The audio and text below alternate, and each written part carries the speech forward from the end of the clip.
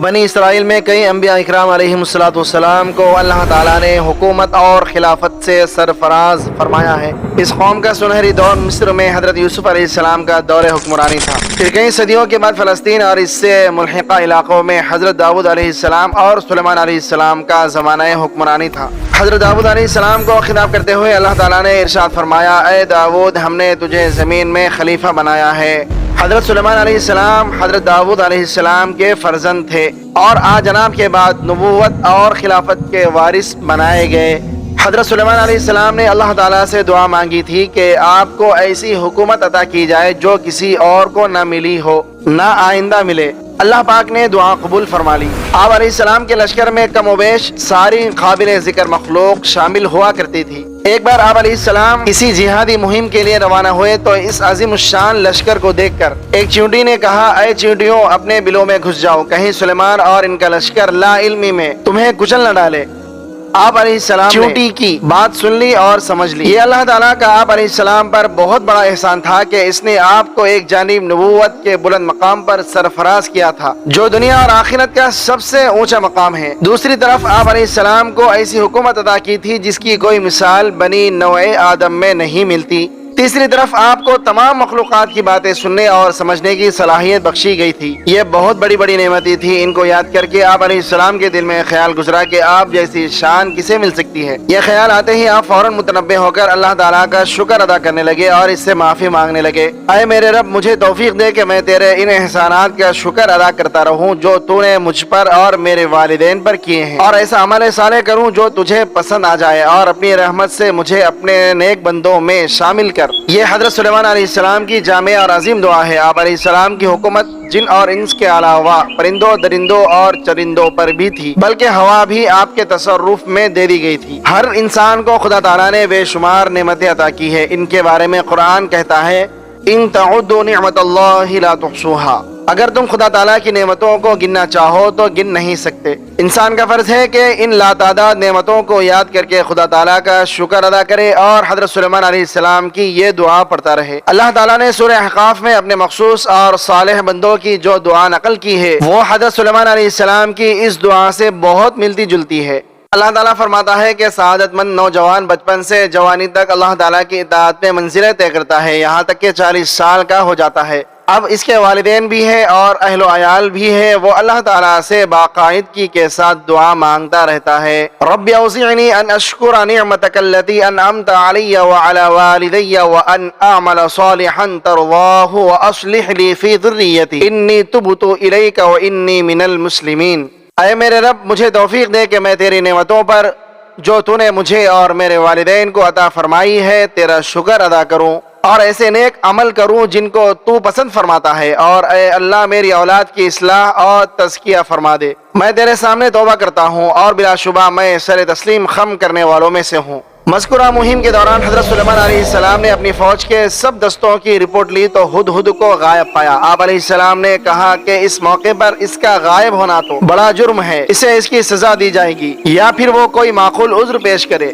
ہدہد حاضر ہوا تو اس نے بتایا کہ وہ اڑتا اڑتا دور جنوب میں نکل گیا تھا۔ یمن میں اس نے ایک ملکہ کو دیکھا جو بڑی شان و شوکت والی اور عظیم الشان تخت کی مالک ہے، مگر وہ خود اور اس کی قوم بھی سورج کی پرستش کرتی ہے۔ یہ سن کر حضرت سلیمان علیہ السلام نے ہدہد کے ذریعے اپنا مکتوب ملکہ سبا کو بھیجا۔ ہدہد نے یہ خط ملکہ سبا کے سامنے اس وقت پھینکا جب وہ سورج پرستی کے لیے معبد کی جانب جا رہی تھی۔ خط میں لکھا تھا، یہ مکتوب سلیمان کی طرف سے ہے اور اللہ رحمان اور رحیم کے نام سے شروع کیا گیا ہے۔ مضمون یہ ہے کہ میرے مقابلے پر سرکشی نہ کرو اور مسلم و مطیع بن کر میرے پاس حاضر ہو جاؤ۔ قوم سبا یمن کی حکمران تھی۔ یہ قوم ایک طویل عرصے تک یمن اور جنوبی عرب کے علاقوں پر قابض رہی۔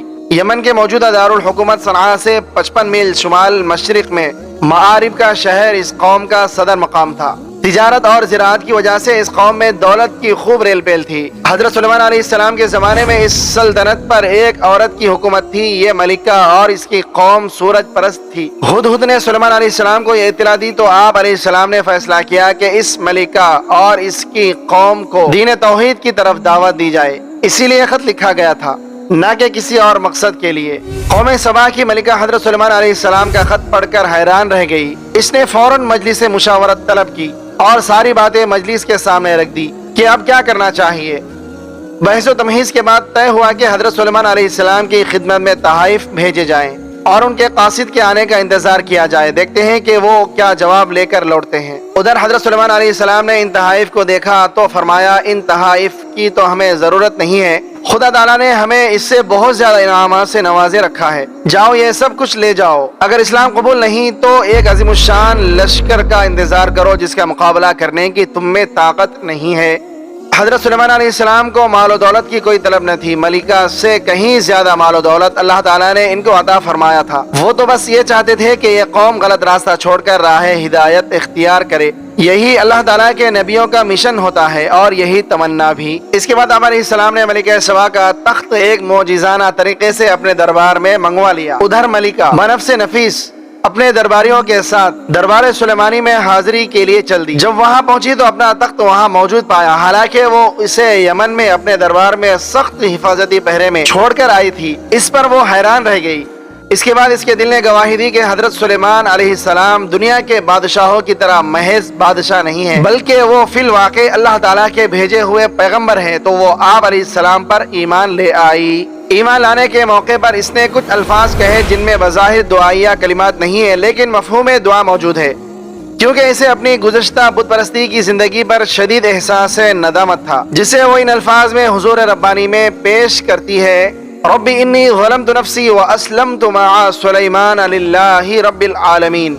ऐ मेरे रब, मैंने आज तक अपने आप पर बड़ा जुल्म किया है और अब मैंने सुलेमान के साथ रब्बुल आलमीन की इताअत कबूल कर ली है। ये दुआ हज़रत यूनुस अलैहिस्सलाम की दुआ के मुशाबे है, जिसमें आजनाब अलैहिस्सलाम ने कहा था, ला इलाहा इल्ला अंता सुब्हानका इन्नी कुन्तु मिनज़ ज़ालिमीन। इस दुआ को आयत करीमा भी कहा जाता है। और हुज़ूर नबी करीम सल्लल्लाहु अलैहि वसल्लम ने फरमाया कि जो शख्स अपनी दुआ के साथ हज़रत यूनुस अलैहिस्सलाम की इस दुआ को शामिल कर ले, उसकी दुआ अल्लाह ताला के यहाँ मकबूल हो जाएगी। मलिका सबा के बारे में बनी इसराइल की तरह मुसलमानों में भी अजीब व गरीब दास्तानें मशहूर हैं। ये सब दास्तानें इसराइली रिवायात से माखूज है और अक्सर कुरान करीम के आयात के बिल्कुल खिलाफ हैं। बदबख्त इसराइलियों ने अल्लाह ताला के नबियों की हुर्मत को हमेशा पामाल किया। ऐसे ऐसे लग़्व इल्जामात अंबिया इकराम अलैहिस्सलाम पर लगाए के खुदा की पनाह। मुसलमानों में कई लोगों का ख्याल है कि हजरत सुलेमान अलैहिस्सलाम ने मलिका सबा, जिसका नाम बाज़ रिवायात में बिल्किस बताया जाता है, इससे शादी कर ली थी। कुरान हदीस इस बारे में खामोश है। मुमकिन है आप अलैहिस्सलाम ने शादी कर ली हो, लेकिन ये बात यकीनी नहीं है।